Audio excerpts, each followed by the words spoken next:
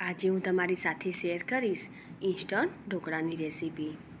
આ ઢોકળા ઓછા સમયમાં બની જાય છે અને એકદમ સોફ્ટ બને છે। મારી રેસીપી ગમતી હોય અને હજુ સુધી સબસ્ક્રાઈબ ન કરી હોય તો લાઈક, શેર અને સબસ્ક્રાઈબ કરજો। એકદમ પોચા અને જાળીદાર ઢોકળા બનાવવા માટે પહેલાં આપણે 1 કપ જેટલો સોજી લઈશું અને તેમાં અડધો કપ જેટલું દહીં લઈશું। હવે તેમાં અડધો કપ જેટલું આપણે પાણી ઉમેરીશું। અહીં આપણે 1 કપ જેટલો સોજી, અડધો કપ જેટલું દહીં અને અડધો કપ જેટલું પાણી લઈશું। હવે વિસ્કરની મદદથી આપણે તેને સરસ રીતે મિક્સ કરી લઈશું।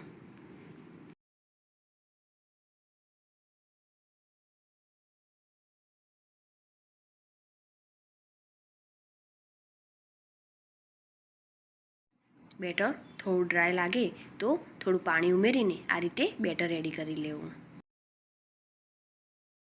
મિક્સ કરી લીધા પછી આપણે તેને 10 મિનિટ માટે રેસ્ટ આપીશું। હવે આપણે ઢોકળિયાને પણ ગરમ થવા માટે મૂકી દઈશું। 10 મિનિટ પછી આપણે બેટરને ચેક કરીશું। સોજી સરસ એવું ફૂલી ગઈ છે। હવે આપણે તેમાં થોડું પાણી ઉમેરીશું। જરૂર પડે તેમ થોડું પાણી ઉમેરીશું અને ઢોકળાનું બેટર રેડી કરીશું।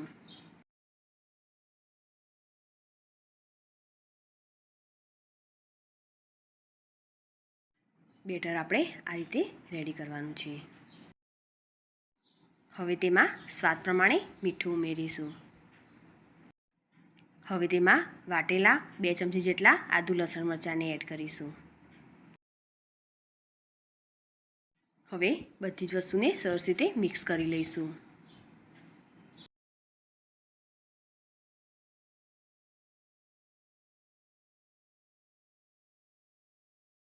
બધી જ વસ્તુને આપણે મિક્સ કરી લીધા પછી તેમાં આપણે બેકિંગ સોડા ઉમેરીશું અને થોડું ઉપર પાણી ઉમેરીશું અને મિક્સ કરી લઈશું।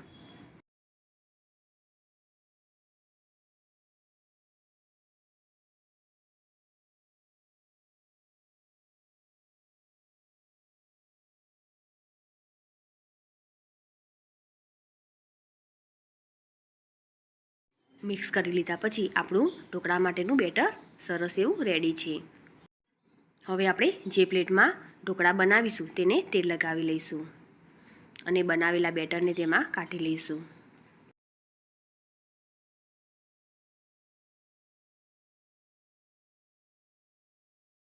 બેટરને આ રીતે ફેલાવી લઈશું।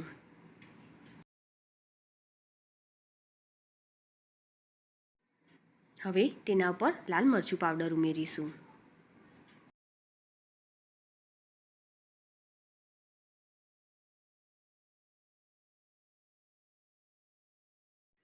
હવે આ પ્લેટને આપણે સ્ટીમ થવા મૂકી દઈશું। ઢોકળિયાને આપણે પહેલેથી સ્ટીમ કરવા મૂકી દીધું હતું, તેથી સરસ એવું ગરમ પણ થઈ ગયું છે। હવે તેમાં આપણે ઢોકળિયાની પ્લેટ મૂકી દઈશું અને તેને ઢાંકીને 5 થી 10 મિનિટ માટે થવા દઈશું।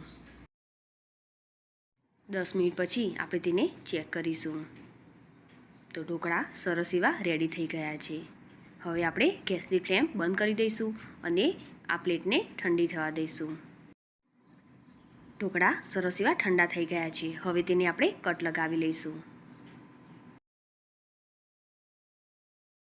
ઢોકળાની પ્લેટ ઠંડી થઈ જાય પછી આપણે તેને કટ કરીશું તો સરસ એવા પીસ રેડી થશે।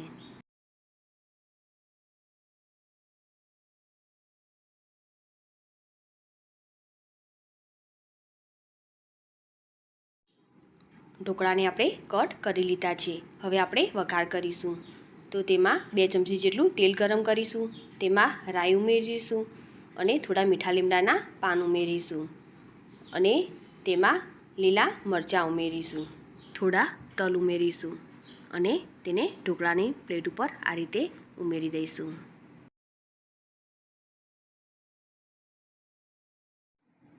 ચમચીની મદદથી આ રીતે તેને આપણે ફેલાવી લઈશું।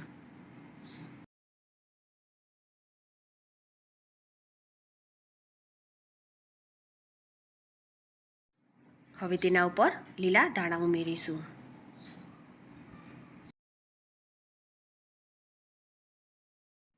આ ઢોકળા એકદમ સોફ્ટ રેડી થાય છે. સરસ એવી જાળી પણ પડી છે.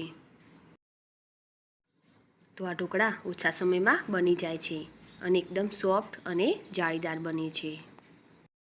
મારી આ રેસીપી તમને ગમી હોય તો ચોક્કસથી લાઈક કરજો. સાથે તમારા ફેમિલી મેમ્બર્સ અને ફ્રેન્ડ્સ જોડે શેર કરજો. અને મારી આ ચેનલને સબસ્ક્રાઈબ કરી બાજુ આપેલ બેલ આઇકોન પ્રેસ કરજો, જેથી નવી રેસીપીના અપડેટ તમને મળતા રહે. ફરી મળીશું આવી અવનવી રેસીપીના સાથે.